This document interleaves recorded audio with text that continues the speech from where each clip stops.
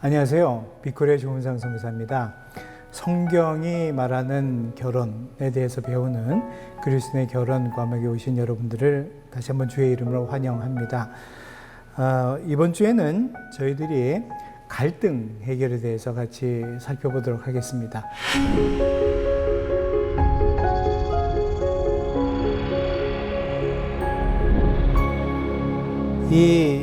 저희들이 이제 참고기일을 쓰고 있는 결혼 건축가에 보면은 크레비라는 분이 사실 의사이시면서 또 상담가이시기도 한데, 이분이 이제 부부들을 상담하면서 부부들로부터 듣는 여러 가지 그 대화에 관한 문제들 중 많은 유형들을 좀 이렇게 뽑아놨습니다. 그래서 몇 가지 여기 옮겨봤는데요.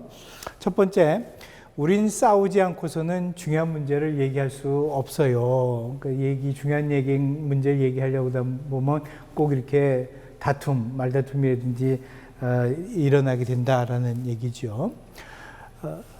다음 분은 이렇게 얘기했습니다. 남편이신데, 아내에게 내 기분을 말하려고 할 때마다 아내는 무관심하거나 심지어 비난을 합니다.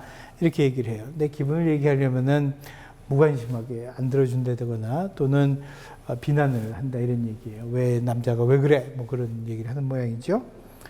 그 다음에 어떤 아내분의 얘기입니다. 그는 우리 자신에 관한 대화는 슬쩍 피해요. 휴가, 애들 학교, 무슨 차를 살 건지에 대해서는 다 얘기하면서도 우리의 관계에 대한 얘기만큼은 싫어해요. 뭐 이런 우리 관계에 대해서 깊이 얘기하는 거를 남편이 피한다, 이제 그러한 불평을 하시는 거예요. 그다음에 또 이런 얘기도 있습니다. 어떤 남편이 하는 얘기죠. 아내는 너무 감정에 예민합니다. 늘 울거나 소리 지르거나 투덜댑니다. 나는 그냥 피해버려요. 그게 상책입니다. 아마 이런 또 남편분들도 많이 있을 거예요. 아내분이 뭐라고 이렇게 얘기하려고 그러면은 그냥 회피해버리는 그런 거죠. 또 이렇게 얘기하는 부부들도 있어요. 우리는 둘 다 우리 문제에 대해 얘기를 하려고는 해요. 그런데 한 번도 더 가까워진다는 느낌을 가져보지 못했어요. 방어적이 되거나 화를 내서 언제나 처음보다 더 멀어진 상태로 끝나게 되거든요. 뭔가 잘못된 거죠. 라고 이제 불평을 하기도 합니다. 여러 가지 갈등 상황들이 내재되어 있는 것을 저희들이 볼 수가 있고, 그래서 이 갈등 상황은 결혼에서 시한폭탄과도 같은 그런 겁니다. 그래서 우리가 이제 갈등 해결에 대해서 공부를 할 텐데, 사실 이제 이거는 갈등을 나타내는 그러한 벽이죠. 마음의 벽이고, 그거를 해결하기 위해서 망치를 들고 이제 깨나가는, 해결하는 과정입니다. 근데 똑같은 그림을 보고 제가 아프리카 가나에서 이 부부 세미나를 할 때 가나 목사님 한 분이 내가 이걸 보고 이게 어떤 상황입니까? 여쭤봤더니 그분이 대답한 게 아직도 잊혀지지가 않습니다. 한 10여 년이 지났는데도 말이죠. 둘이 싸워가지고, 갈등이니까 둘이 싸워가지고 서로가 서로를 죽이려고 지금 이렇게 망치를 들고 벽 뒤에 서서 상황을 보고 있다, 이제 그렇게 설명을 해준 분도 있어요. 문화마다 해석하는 방법이 틀릴 수 있을 것 같긴 한데, 우리 육과에서는 저희들이 크게 세 가지입니다. 화날 때 어떻게 해야 되느냐. 화가 안 나진 않겠죠. 갈등상이 없을 수는 없습니다. 결혼 생활을 하면서 또는 다른 사람과의 어떠한 관계에서 화가 날 때 어떻게 하는가라는 거예요. 그 다음에 갈등에 대한 5가지 접근법이 있고, 갈등 해결을 위한 바울의 접근법이 있습니다. 그래서 이 부분들을 저희들이 이제 육과를 통해 가지고 같이 공부를 합니다.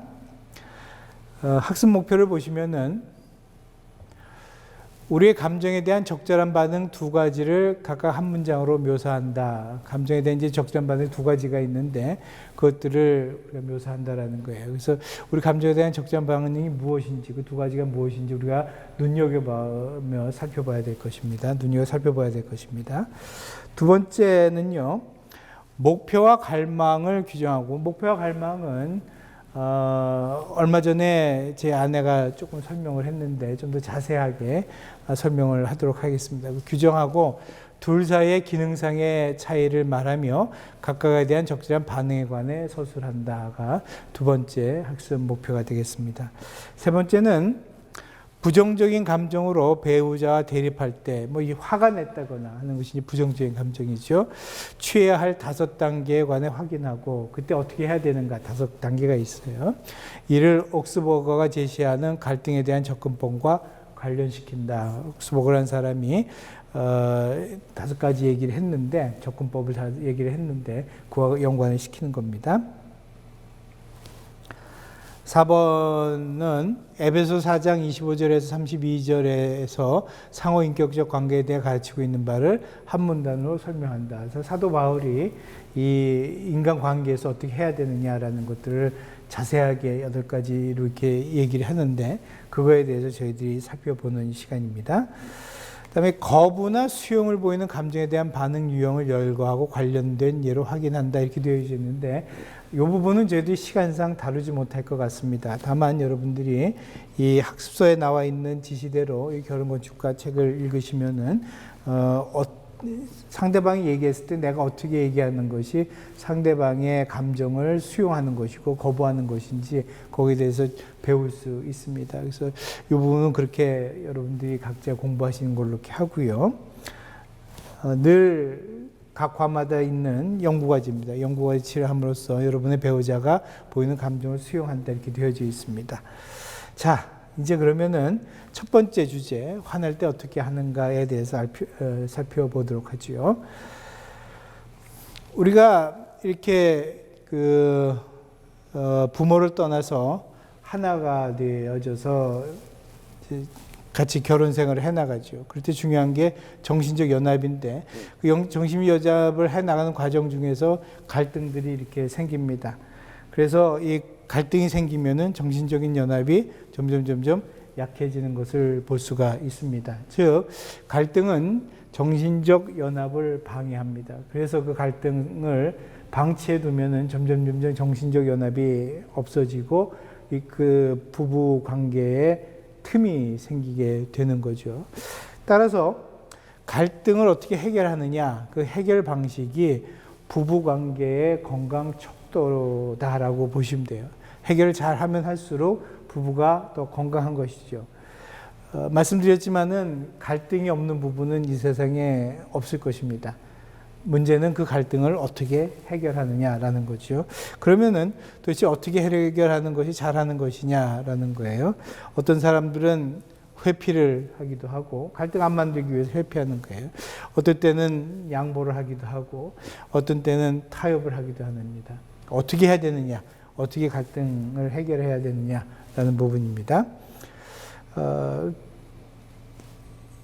지금 배우는 거는 이 책 크랩의 책 4장 정신적 연합 2 화풀이보다는 대화를 하라에 나와 있는 것들을 중심으로 저희들이 다루게 됩니다. 그래서 책이 있으신 분은 그 부분을 읽어보시면 많은 도움이 될 겁니다.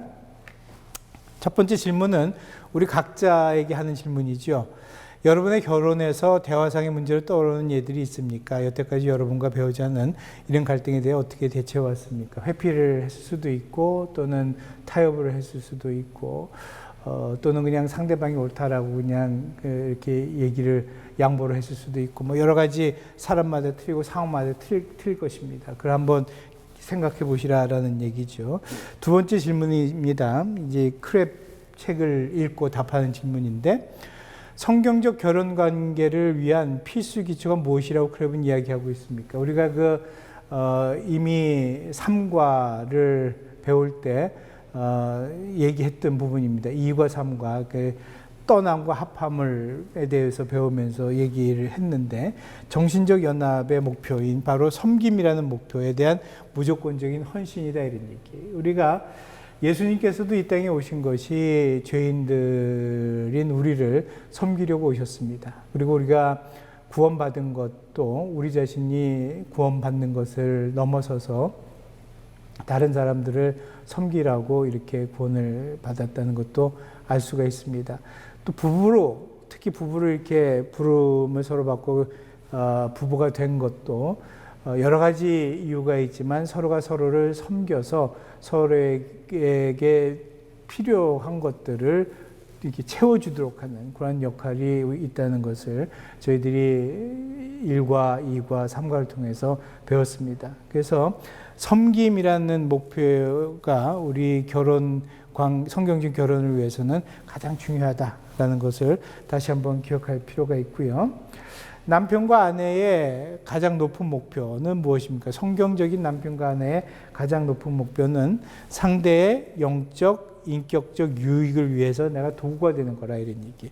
상대의 영적, 인격적 유익을 위한 도구가 되는 거예요. 내가 뭔가 아내로부터 또는 남편으로부터 뭘 취하는 것이 아니고 나의 남편, 나의 아내의 영적 유익, 인격적 유익을 위해서 내가 어떻게 사용되어질 수가 있는가가 가장 높은 목표다 이런 얘기입니다. 그런데 여기서 문제가 되는 게 이게 바로 자기중심적인 목표예요.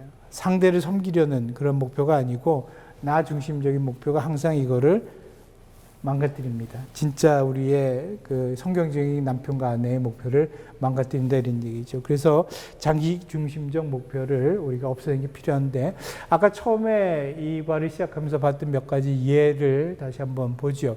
우린 싸우지 않고서는 중요한 문제를 얘기할 수 없어요 라는 거. 싸운다라는 얘기는 뭐예요? 자기 중심이라는 얘기, 내 의견이 중요하다, 내가 느끼는 것이 중요하다를 주장하기 때문에 싸우는 거 아니겠습니까? 자기 중심적인 목표입니다. 두 번째, 아내에게 내 기분을 말하려고 할 때마다 아내는 무관심하다. 예, 무관심하다라는 얘기 역시 뭡니까? 역시 자기중심적인 듣기 스타일의 얘기죠. 심지어 비난합니다. 당연히 틀렸다라고 비난하는 것도 역시 자기중심적이라는 걸 나타내 줍니다. 세 번째, 그는 우리 자신에 관한 대화는 슬쩍 피해요. 휴가, 애들 학교 무슨 차를 살 건지에 대해서는 다 얘기하면서도 우리의 관계에 대한 얘기만큼은 싫어해요. 이렇게 얘기하죠. 싫어한다는 것도 역시 그 남편 중심적으로 싫어한다래. 그거에 대해서는. 그것도 역시 자기 중심적인 거라는 걸 알 수가 있어요. 아내는 너무 감정에 예민합니다. 자기 감정에 예민한 거죠. 늘 울거나 소리를 지르고 투덜댑니다. 아내도 자기 중심적이고 나는 그냥 피해버려. 그게 편하니까. 그렇죠? 남편도 역시 자기 중심적이에요. 그게 상책이라고 이렇게 생각합니다. 하는 거죠. 우리는 둘 다 우리 문제에 대해 얘기를 하려고는 해요. 그런데 한 번도 더 가까워진다는 느낌을 가져보지 못했어요. 방어적이 되거나 화를 낸다. 이다 자기 중심적이기 때문에 자기 자신을 방어하는 거고 자기 의견이 관철되기 위해서 화를 내는 거고 하는 거 아닙니까? 예, 그래서 이 모든 것들이 여기서 나왔던 그 불평의 모든 것의 이면에는 자기중심성이라는 것 같은 문제가 내재되어 있다는 걸 알 수가 있습니다. 이런 문제가 있습니다. 질문 4번인데 배우자가 여러분이 특별하게 보인 친절에 고마움을 표현하지 않았기 때문에 여러분이 화가 났다면 이는 여러분의 목표가 자기중심적으로 잘못된 것이라는 사실을 어떤 점에서 나타내고 있습니까? 한번 극화해 보면 이런 거예요.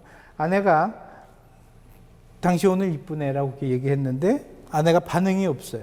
반응이 없으니까 남편은 뭐라고 얘기했냐면은 이쁘다는데 왜 가만히 있어라고 이제 좀 짜증이 나는 거죠. 그러면서 이제 화가 난 것을 볼 수가 있습니다. 이건 뭐냐면은 바로 자기중심적 목표를 실현하기 위한 조작이었다라는 걸 알 수가 있어요. 조작은 저희들이 앞에 과에서 배웠듯이 무엇을 어려드려 하거나 누군가를 내가 원하는 것에 보다 적합하도록 변화시키려는 행동이에요. 아까 남편이 당신 오늘 이쁘네라고 했을 때 뭔가 아내로부터 기대하는 게 있었던 거죠. 아니면 그 다음에 뭔가 자기가 더 원하는 거를 더 뭘 하기 위한 포석일 수도 있고 그렇다 이런 얘기예요. 그런 거는 조작이고 그래서 내가 원하는 것이니까 자기 중심적이라는 것을 나타낸다라는 것입니다. 질문 5번입니다. 야고보서 4장 1절에서 3절 읽으십시오. 갈등의 원인에 대해 야고보서가 가르치고 있는 내용에 대해 여러분의 말로 쓰십시오. 야고보서 4장 1절 3절 읽어보시면은 다 보면은 정욕, 욕심, 정욕으로 쓰기 위함이다 이렇게 나오고 있지 않습니까? 다 잘 아시는 말씀이죠. 문제가 뭐라는 거예요? 자기 중심적인 목표 때문에 그렇다는 얘기예요. 야고보 사도가 얘기한 것도 자기 중심적이기 때문에 싸움이 난다라는 거예요. 싸움이 난다. 갈등이 일어난다라는 거죠. 그래서 자기 중심성을 회피하는 것이 가장 중요합니다. 보통 이렇게 생각합니다. 남편은 남자니까 아내가 날 존중해주고 말에 토달지 말고 순종하고 항상 기분 좋게 해줘야 하고 뭐 하여튼 이건 이해입니다만은 이렇게 생각을 하고, 아내는 내가 아내니까 이뻐해주고 생일 결혼기념일 챙겨주고 유루같이 조심해서 다루어야 하고 뭐 이렇게 생각할 수가 있어요. 이것이 결국은 나를 어떻게 상대방이 해줘야 된다라는 거는 자기 중심이라 이런 얘기예요. 자기 중심. 근데 크랩이 이제 뭐라고 설명을 하냐면은 배우자에게 요구하는 건 뭘 나를 이렇게 해달라, 나는 나의 남편이니까 존중해달라, 또 아내니까 나를 이뻐해달라, 뭐 아내니까 생일과 결혼기념일을 이거를 꼭 챙겨달라, 뭐 그 요구하는 것은 결코 내 소관이 아니며 그러니까 내가 훼손되는 게 아니다 이런 얘기예요. 나의 헌신이 상대의 태도와 행동에 좌우되지 않음을 인정하기란 매우 어려운 일입니다. 내가 상대방을 섬기려는 헌신이 내 아내나 내 남편의 태도나 행동에 좌우를 우리는 받죠. 그렇지만 좌우되지 않아야 된다는 걸 인정하기란 매우 어려운 일이란 얘기예요. 예수님 같은 경우에는 사실 우리가 예수님께 뭘 잘해가지고 구원받은 것도 아니고 구원받은 이후에도 늘 잘하는 것만은 아니잖아요.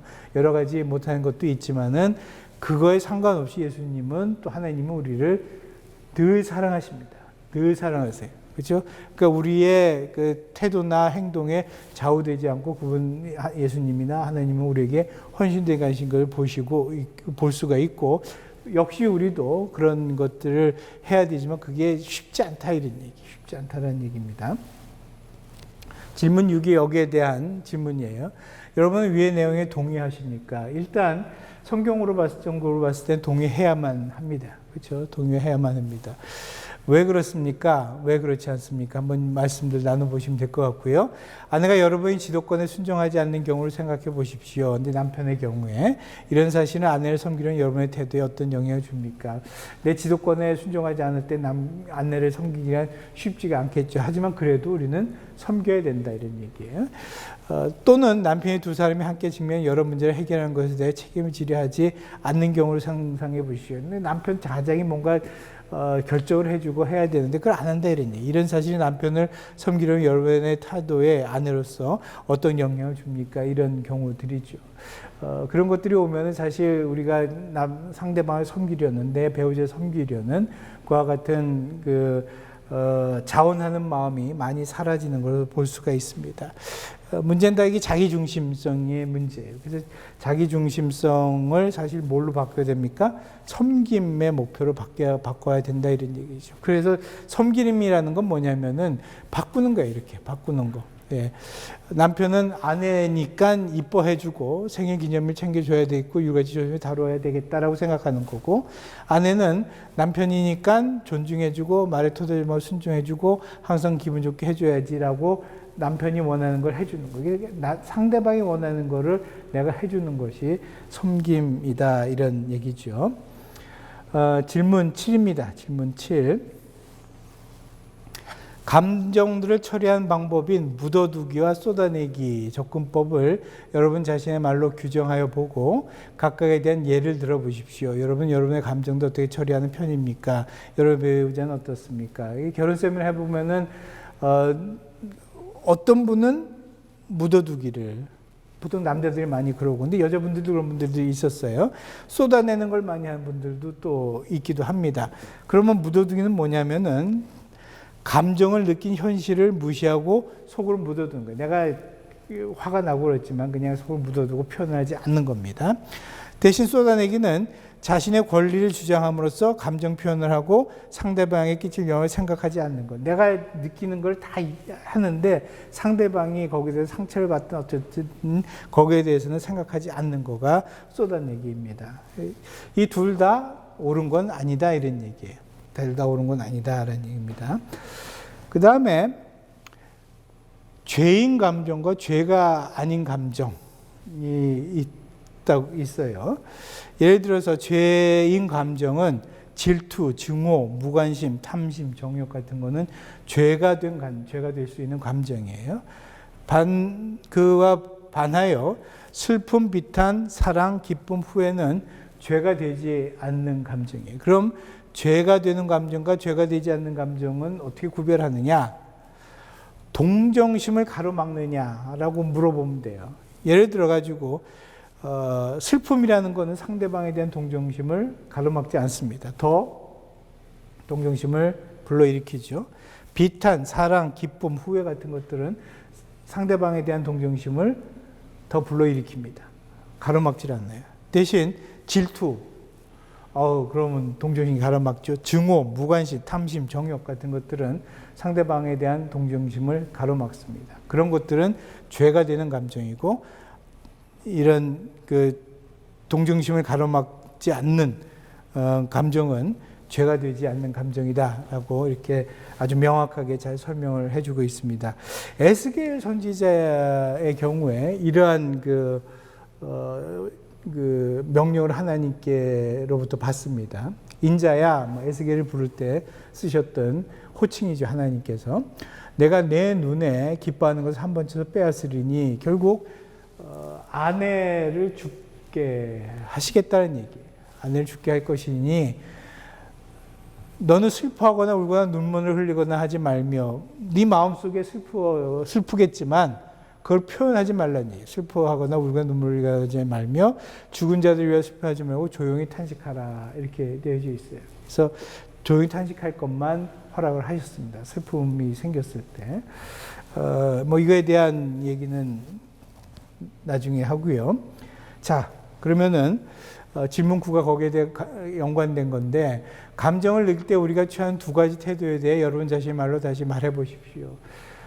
첫 번째는 인정하라는 얘기예요. 슬픔이 일어났을 때 내 안에 슬픔이 생겼다라는 건 인정할 필요가 있는 거죠. 하나님께서도 그거는 인정하지만 그거를 표현하지 말라고 했으니까 그 감정은 이해하라, 인정하라라는 거고, 두 번째는 하지만 그 표현은 상황에 따라 할 수도 있고 하지 않을 수도 있다 이런 얘기예요.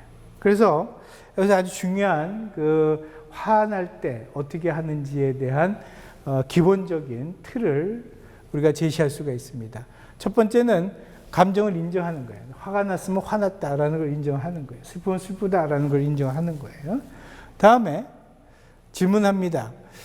우리의 목표가 배우자를 섬기는 거라고 했어요. 그죠? 우리의 가장 큰 목표는 배우자를 섬기는 도구가 되는 거예요. 그래서 묻는 거예요. 배우자를 섬기는데 기여를 하는가? 내 감정을 표현하는 것이 배우자를 섬기는데 기여하느냐? 만약 그렇다면은 표현을 하고 배우자를 섬기는데 기여하지 않는다면은 표현하지 않아라, 말아라라는 거예요. 그러니까 처음에 내 안에 감정이 일어난 것을 인정을 하고 그것이 화든 분노든 슬픔이든 그런 것들을 인정을 하고 또는 질투든 그런 것들을 인정을 하고 이 배우자를 섬기는데 기여를 하면은 표현하고 기여를 하지 않으면 표현하지 않는다는 겁니다. 요거는 저희가 이 육가의 뒤쪽 부분에 가서 조금 더 다뤄보도록 하겠습니다. 목표와 이제 그 갈망에 대한 건데요. 목표는 제가 이걸 하나의 표로 만들었는데 목표는 뭐냐면요. 내 힘으로 이룰 수 있는 게 목표입니다. 갈망은 내 힘으로 이루지 못하는 게 갈망이에요. 그렇다면은 목표 갈망에 대한 최선의 방책, 목표에 대한 최선의 방책은 내 힘으로 이룰 수 있기 때문에 내가 책임감 있게 행동하면 됩니다. 갈망은 내 힘으로 이루지 못하죠. 그렇기 때문에 거기에 대해서 우리가 할 수 있는 것은 기도다라는 거예요. 기도가 하나의 방책일 뿐이다. 몇 가지 쉬운 예를 좀 준비를 했습니다. 목표인 경우에는 녹색, 갈망은 붉은색으로 저희가 표시를 할 텐데요. 아내가 나를 존중해 주면 좋겠다. 이건 내 혼자가 이룰 수 없는 거죠. 그렇죠? 그렇기 때문에 갈망입니다. 갈망. 아이들이 공부를 열심히 하면 좋겠다. 이것도 역시 내가 이룰 수 있는 게 아니잖아요. 아이들이 그렇게 해줘야 되는 거 아니에요? 그러니까 갈망입니다. 아내를 내 몸같이 사랑하자. 이거는 내가 마음 먹고 하면 할 수가 있겠죠. 쉽지는 않겠지만 그렇기 때문에 목표에 들어갈 수가 있어요. 가족이 저녁 식사하고 가정 예배를 드리자. 이거 목표입니까? 갈망입니까? 제가 보기에는 갈망이에요. 다른 가족들이 동의해주고 시간도 맞아야 되고 하기 때문에 이건 갈망으로 분류하는 게 맞을 것 같습니다. 가족이 저녁 식사하고 가정 예배를 드려야 하는 이유를 가족에게 설명한다. 내가 준비해서 설명하면 되는 거니까 목표지요. 아이들이 공부를 열심히 하도록 기도하자. 이거는 이거하고 비슷하지만은 기도하는 거는 내가 할 수 있고 내가 다른 사람에게 달려 있는 게 아니지 않습니까? 그렇기 때문에 목표다라는 걸 알 수가 있어요. 그래서 이 갈망과 목표를 구분하는데 도움이 될 질문 두 가지. 첫 번째는 뭐를 원하냐? 내가 바라는 바가 정확히 무엇이냐? 그걸 알아야 되겠죠. 그 다음에 그거를 내 힘으로 할 수가 있느냐? 누구의 도움도 없이 나 자신의 힘만으로 이룰 수가 있느냐? 있다면은 그것은 목표고 없다면은 갈망입니다. 이 목표의 경우에는 내가 책임 있게 행동을 하면 되는 것이고 갈망의 경우에는 그걸 위해서 내가 기도를 해야 되겠죠. 자, 여기 연습이 있는데 여러분의 결혼 생활에서 여러분이 바라는 것들을 여러 가지 예를 들어 생각해 보십시오. 한번 이렇게 생각해 보세요. 적어도 4-5가지 정도 적으십시오. 갈망 하나하나가 어떤 거는 여러분 혼자서 이룰 수 없는 것들이 있을 것입니다. 그건 갈망이 되겠죠. 그 목표가 되도록 다시 적어 보십시오. 이렇게 되어져 있어요. 예를 들면 이제 그 크랩의 책에 보면은 남편이 내 기분을 알아줬으면 좋겠다. 이건 분명 갈망입니다. 목표로 만드는 건 이런 거예요. 남편에게 내 기분을 편지로 써야 되겠다. 이거는 목표죠. 내가 쓰면 되는 거예요. 남편이 이해해주면 좋겠다. 하지만 여기에 또 갈망이 이렇게 들어가 일 수 있어요. 그래서 이해해주고 안 이해해주고는 남편에게 달린 거니까 이건 갈망입니다. 하지만 내가 할 일은 최대한 분명히 내 마음을 표현하는 것이다. 그래서 남편에게 내 마음을 잘 표현해서 기분을 편지로 쓴다. 이건 이제 목표로 바꾼 거죠. 이 남편이 내 기분을 알아줬으면 좋겠다는 갈망을 목표로 바꾼 겁니다. 또 하나의 예는 아내를 사랑하는 마음을 잘 표현하고 싶다. 아내는 늘 불안해한다. 잘 표현하고 싶은데 그거를 잘 알아듣는 거는 아내에게 달려있는 거 아닙니까? 갈망입니다. 그래서 목표를 바꾸면 이와 같은 예가 될 수가 있어요. 아내는 늘 불안해한다. 아내가 사랑받는다고 느낄지 확신할 수 없지만 확신 느끼도록 하는 건 갈망이기 때문에 확신할 수 없지만 금주 중에 5가지 일을 정해 사랑을 표현하자. 이건 이제 목표가 되는 거예요. 내가 5가지 일을 정해서 아내가 좋아할 것 같아요. 사랑하는 마음을 전달할 수 있는 5가지를 내가 한다라는 거는 목표가 되는 거죠. 예, 그래서 우리가 갈망과 목표까지 알아봤고 저희들이 화날 때 어떻게 하느냐. 중요한 건 뭐라고 했습니까? 내 감정을 인정을 하고 두 번째 이것이 섬기는데 도움이 되면은 표현하고 도움이 되지 않으면은 그것을 표현하지 않는다는 부분이었습니다. 자, 다음 강의는 강의 8번째 강의가 되겠습니다. 그리고 그 8번째 강의에서는 육과에서 아직 미처 다루지 못했던 갈등에 대한 5가지 접근법과 갈등을 해결을 위한 바울의 접근법에 대해서 저희들이 같이 공부하도록 하겠습니다. 그럼 다음 시간에 뵙도록 하겠습니다. 안녕히 계세요.